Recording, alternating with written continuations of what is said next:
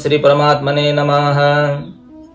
श्रीमद् भगवद गीता के श्लोकों का अर्थ और उन पर चर्चा करने के लिए आज हम गीता जी के प्रथम अध्याय के पंचम श्लोक पर चर्चा करेंगे।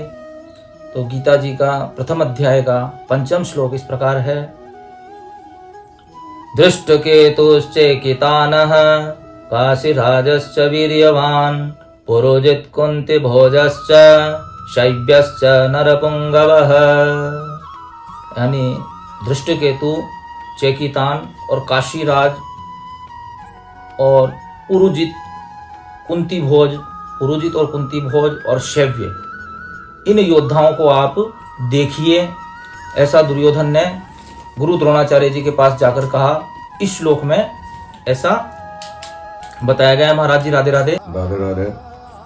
ओम श्री परमात्मने नमः। युद्ध क्षेत्र में दुर्योधन गुरु द्रोणाचार्य जी के पास जाकर पांडव सेना के जो भी सूरवीर थे उनके नाम बता रहे हैं। तो इस श्लोक के अंदर धृष्टकेतु नाम जो है दुर्योधन ने लिया। धृष्टकेतु चेदी देश के तो शिशुपाल के पुत्र हैं। शिशुपाल को भगवान श्री कृष्ण ने मारा, उनका वध किया और उसके बाद में धृष्टकेतु पांडवों की सेना में सम्मिलित हुए। तो यहाँ दुर्योधन ये समझाने का प्रयास कर रहा है कि धृष्टकेतु के जो पिता थे शिशुपाल, उनका वध भगवान श्री कृष्ण ने किया, फिर भी ये पांडव सेना के साथ में खड़ा हुआ।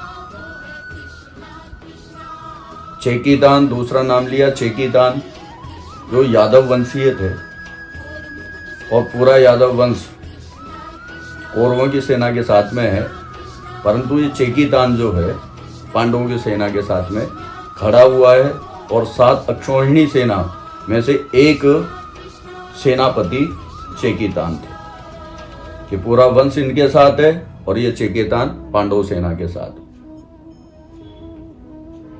फिर तीसरा नाम लिया काशीराज।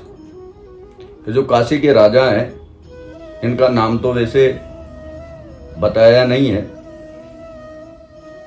लेकिन इनको काशीराज बोला गया। और ये काशीराज जो थे ये भी पांडवों के साथ में खड़े हुए हैं और ये महा बलवान है, इस प्रकार से वो बता रहे हैं। फिर उनके बाद नाम लिया पुरोजित और कुंती भोज। ये पुरोजित और कुंती भोज माता कुंती के भाई थे और धर्मराज युधिष्ठिर जी के मामा थे। दुर्योधन ये बताने का प्रयास कर रहा है कि इनके भी मामा है और हमारे भी मामा है, लेकिन ये हमारे पक्ष में न खड़े होकर जो पांडव सेना के पक्ष में खड़े हुए हैं। फिर इनके बाद में एक शैव्य का जो आपने नाम लिया, तो ये धर्मराज युधिष्ठिर जी की ससुर थे और इनकी जो पुत्री थी देविका, उनके साथ में धर्मराज युधिष्ठिर जी के साथ में इनका विवाह हुआ और ये भी हमारे संबंधी हैं, लेकिन फिर भी ये पांडव सेना के साथ में खड़े हुए हैं। तो ये सभी जो थे महाबलवान थे, सूरवीर थे और महारथी थे।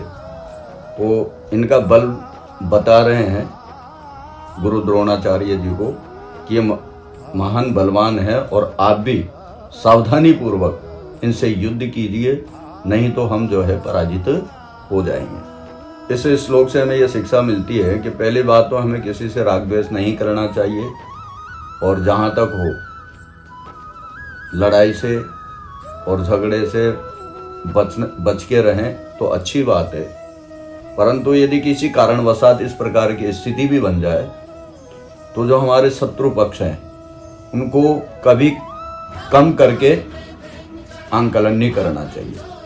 शत्रु की जितनी भी जानकारी है, सामने वाले पक्ष की जितनी भी जानकारी है, उसकी पूर्ण जानकारी और उनका पूर्ण समर्थपना कि हमारा शत्रु कितना बलवान है, इसके पास क्या है, किस प्रकार की कूटनीति में रहते हैं, किस प्रकार के विचार हैं, उनके बारे में पूर्ण जानकारी रखने के बाद में ही सामने वाले से हम युद्ध लड़ें, अन्यथा फिर हमें जो है हार का मुंह देखना पड़ता है।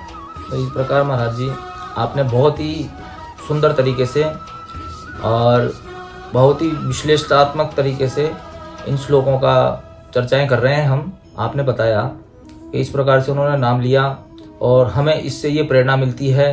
तो इसी प्रकार से हम आगे भी भगवद गीता के सभी श्लोकों को क्रम से पर चर्चाएं करते रहेंगे। राधे राधे।